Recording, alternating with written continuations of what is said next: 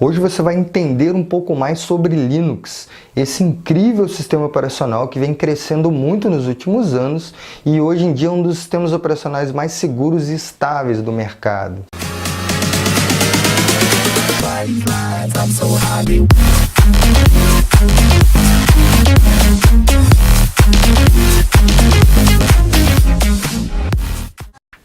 A história do Linux se inicia em 1991 com o finlandês Linus Torvalds. Esse cara, ele queria criar um sistema operacional gratuito e que ele pudesse compartilhar isso com as pessoas. E ele conseguiu esse grande feito.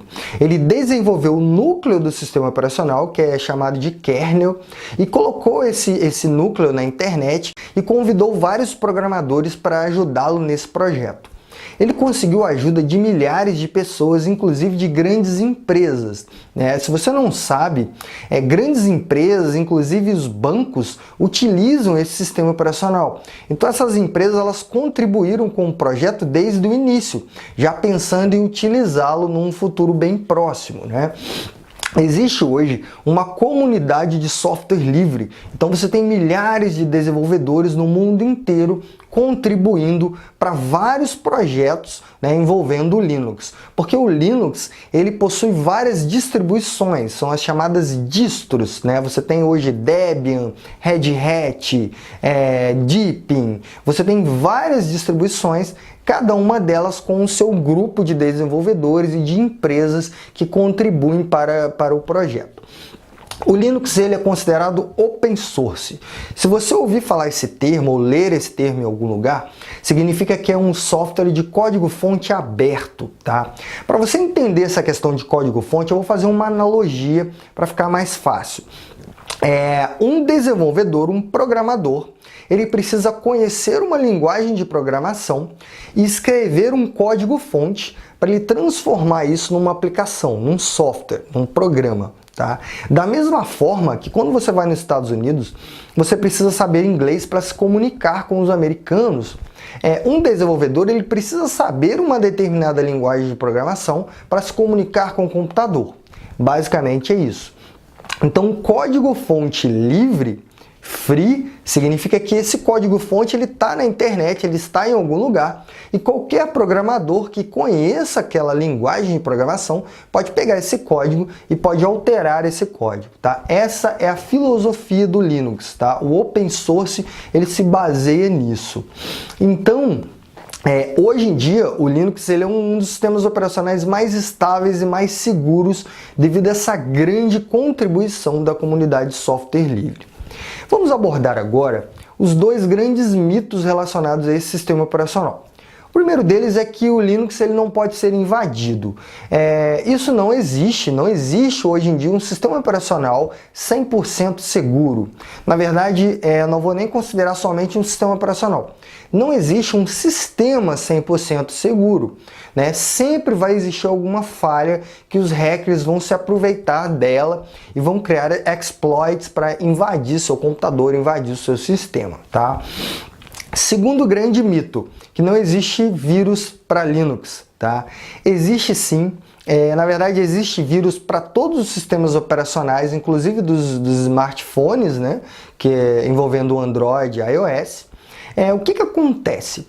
Existem poucos vírus para Linux. Se você comparar a quantidade de vírus que tem para o Windows, ela é muito maior. O Windows ele é o sistema operacional mais utilizado no mundo. Ele é um sistema operacional muito falho. Então vão existir vários vírus para o Windows mesmo. Os hackers eles vão trabalhar mais nesse sentido. Mas existem vírus para Linux sim. O que acontece é que o Linux ele é um sistema muito seguro, ele foi desenvolvido pensando em segurança. Então ele possui alguns gatilhos de segurança que ajudam muito nesse quesito, de segurança, de privilégios, de danos ao sistema operacional. Um desses gatilhos envolve o root. O root é o usuário administrador do Linux. Então, dentro do Linux, quando você está usando o sistema, para você instalar um outro aplicativo, um programa, qualquer programa que for, você precisa da senha do root. né? Para você apagar um arquivo, um determinado sistema ou pacote muito importante ali para o Linux, você precisa da senha do root. Então, para você fazer alguma ação, né, que tenha um nível de privilégio muito grande, você precisa ter a senha do root. Então o vírus, ele precisa escalar privilégios.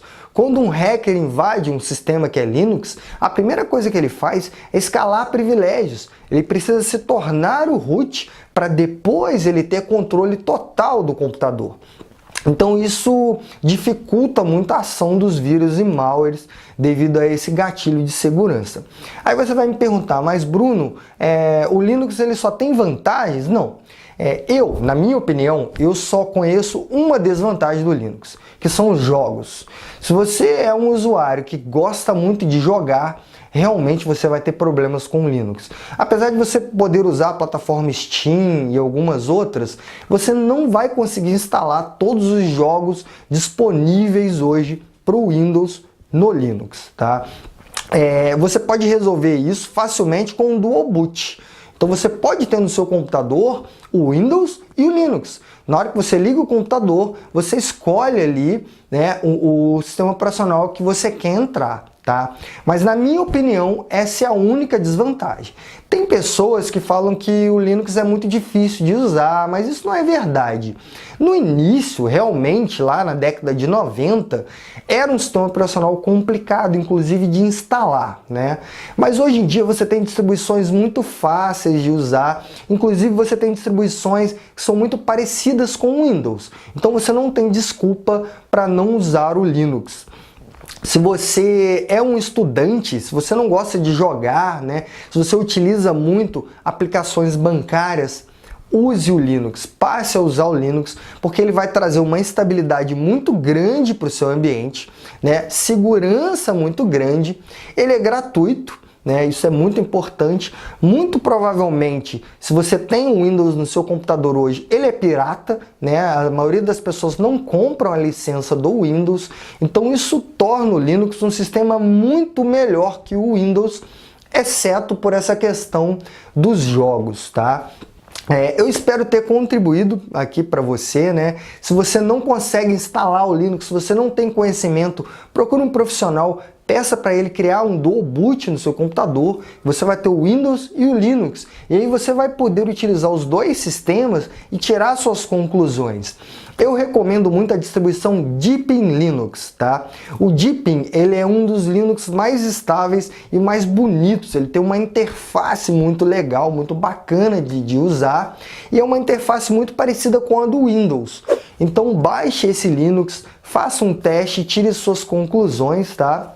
Queria agradecer a sua atenção, muito obrigado por estar aqui me assistindo. Se você não é inscrito no canal, se inscreva, por favor, isso ajuda muito o nosso canal. Muito obrigado. I'm so happy.